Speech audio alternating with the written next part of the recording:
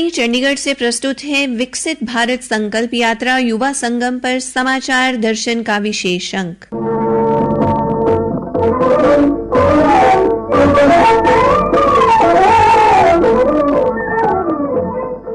आज के अंक में शामिल है प्रधानमंत्री नरेंद्र मोदी द्वारा विकसित भारत संकल्प यात्रा की शुरुआत और एक भारत श्रेष्ठ भारत के अंतर्गत युवा संगम कार्यक्रम का आयोजन।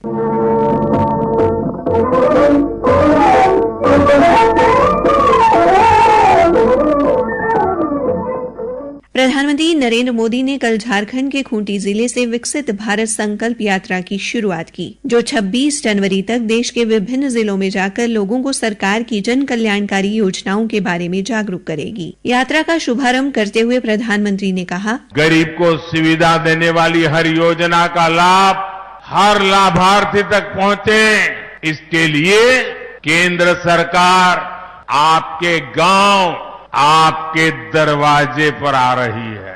एक बहुत बड़ा अभियान भारत सरकार ने शुरू किया है, विकसित भारत संकल्प यात्रा। उसमें भारत सरकार देश के हर गांव जाएगी, हर लाभार्थी से संपर्क करेगी।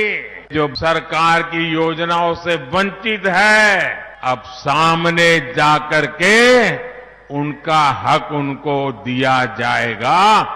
यही हमारा प्रयास है, यही मोदी की गारंटी है।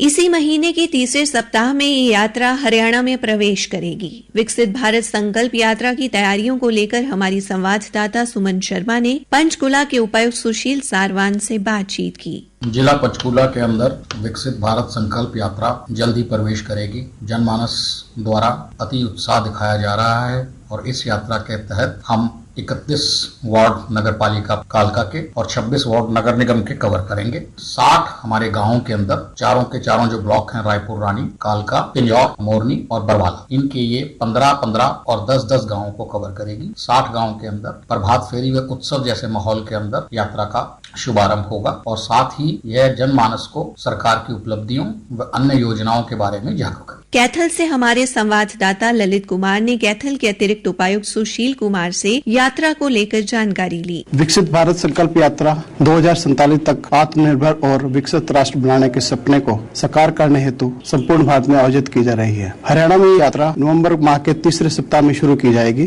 कैथल जिले में ग्रामीण क्षेत्रों के लिए मुख्य कार्यकारी अधिकारी जिला परिषद और शहरी अधिकारियों के लिए जिला नगर आयुक्त को नोडल अधिकारी नियुक्त किया गया है। इस यात्रा के दौरान भारत सरकार व हरियाणा सरकार के विभिन्न मंत्रालयों तथा विभागों जैसे कि स्वास्थ्य विभाग, खाद्य आपूर्ति विभाग, ग्रामीण विकास विभाग, पेट्रोलियम एवं गैस विभाग, कृषि विभाग, मत्स्य विभाग, वित्त विभाग इत्यादि द्वारा ग्रामीण व शहरी क्षेत्रों के लिए संचालित जन कल्याण की योजनाओं के बारे में आम जन को जागरूक किया जाएगा व जो पात्र व्यक्ति वंचित रह गए हैं उन्हें मौका पर ही सरकार की योजनाओं का लाभ दिलाने के लिए नामांकित किया जाएगा। केंद्र सरकार द्वारा देश भर में चलाए जा रहे एक भारत श्रेष्ठ भारत अभियान को और ताकत दी जा रही है।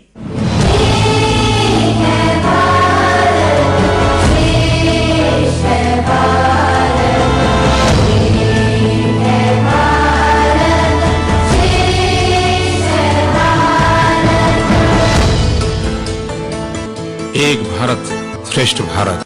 एक भारत श्रेष्ठ भारत के अंतर्गत युवा संगम कार्यक्रम शुरू किया गया, जो अपने तृतीय चरण में है। केंद्रीय शिक्षा मंत्रालय द्वारा शुरू किया गया ये कार्यक्रम विभिन्न राज्यों के युवाओं को करीब ला रहा है। प्रधानमंत्री नरेंद्र मोदी ने इसे एक अनूठा प्रयास बताया है।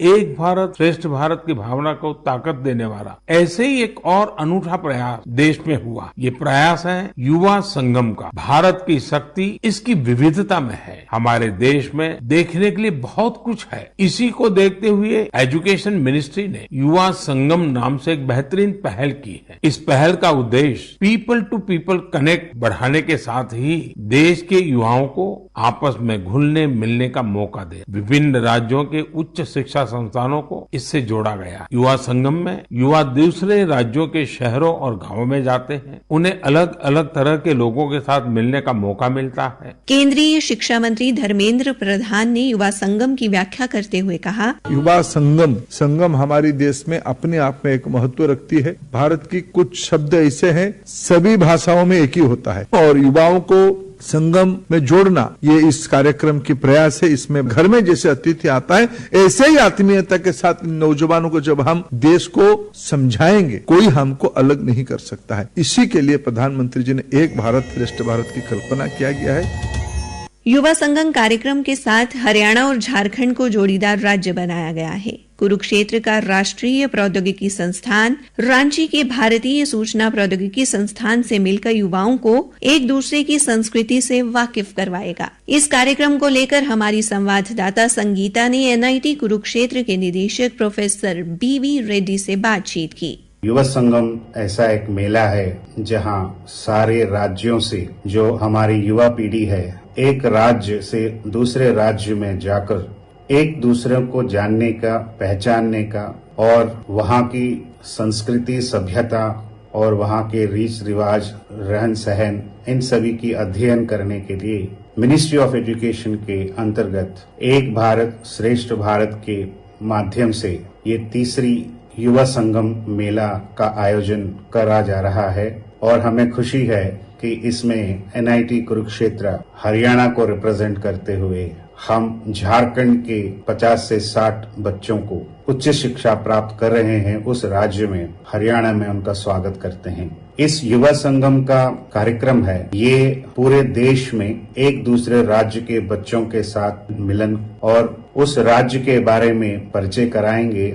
एनआईटी कुरुक्षेत्र के छात्र कल्याण विभाग के डीन प्रोफेसर दीक्षित गर्ग ने बताया, एक भारत श्रेष्ठ भारत के तहत Yuva Sangam government of India का एक अहम कार्यक्रम है और इसमें एनआईटी कुरुक्षेत्र अहम रोल प्ले कर रहा है। पिछले बार भी हमारे यहाँ पर एनआईटी वारंगल से 50-60 स्टूडेंट्स आए थे और वो यहाँ पर एक सप्ताह रहे थे। उन्होंने हरियाणा के कल्चर को अच्छी तरह देखा था और यहाँ के कल्चर से वो काफी इम्प्रेस हुए थे। अब जो है इसके थर्ड फेज के अंदर युवा संगम में का कार्यक्रम आयोजन कर रहे हैं और उसमें हमारा एनआईटी कुरुक्षेत्र और ट्रिपल आईटी रांची को उन्होंने पेड़ बनाया है और इसमें हरियाणा की ओर से हमारा इंस्टीट्यूट बच्चों को रजिस्टर कर रहा है और उनके लिए हमने सारी व्यवस्था की है। झारखंड से आए हुए बच्चों को हम जो है यहाँ के हरियाणा के कल्चर, यहाँ का स्पोर्ट्स और यहाँ की एक्टिविटीज के बारे में शो कर सके। हमारी ओर से पूरा प्रयास रहेगा कि उनको हरियाणा के कल्चर का अधिक से अधिक एक्सपोजर दिया जा सके। संस्थान के स्टूडेंट क्लब की प्रोफेसर इंचार्ज डॉक्टर प्रतिभा अग्रवाल ने हमारी संवाददाता से बातचीत में कहा, एक भारत श्रेष्ठ भारत, इसमें पहले भी 2 फेजेस हो चुके हैं, फेज 1 एंड फेज 2। फेज 1 में तो बहुत ही ज्यादा पार्टिसिपेशन रहा था। 1200 नौजवान जो थे और 25 इंस्टीट्यूट्स, उन्होंने 22 स्टेट्स का विजिट किया था। अप्रोक्सीमेट 30 के आसपास टूर्स हमारे नॉर्दर्न ईस्टर्न रीजन में फोकस करते हुए रहे थे। अभी जो हमारा प्रोग्राम है एक भारत श्रेष्ठ भारत के अंडर युवा संगम फेज 3 है। इसमें पूरा का पूरा जो फोकस है वो हमारा यूथ के ऊपर है, जिसमें कि जो बच्चे हायर एजुकेशनल इंस्टीट्यूशंस में पढ़ रहे हैं और उनके साथ साथ कुछ बच्चे हमने ऑफ कैंपस भी लिए हैं जो कि पूरे थ्रू आउट हरियाणा से लिए गए हैं। उसके लिए प्रॉपर सिलेक्शन प्रोसीजर फॉलो किया गया। अभी ये वाला जो हमारा एक्सचेंज प्रोग्राम रहेगा ये एनआईटी कुरुक्षेत्र कंडक्ट कर रहा है और उधर से झारखंड में ट्रिपल आईटी रांची वाले जो है वो कंडक्ट कर रहे हैं। जब बच्चे यहाँ आएंगे उनको मल्टी डायमेंशनल एक्सपोजर देने की कोशिश करेंगे। 5 दायरे रखे हैं हमने, पर्यटन दैट इज टूरिज्म, परंपरा ट्रेडिशंस, प्रगति डेवलपमेंट, परस्पर संपर्क people to people connect and प्रौद्योगिक दैट इज टेक्नोलॉजी। तो हमारे फोकस इन 5 विषयों पर ज्यादा है। कार्यक्रम के नोडल अधिकारी डॉक्टर सेंथिल कुमार ने युवा संगम को महत्वपूर्ण बताते हुए कहा, Last year we had the phase 2 program which comes under the ESBS program.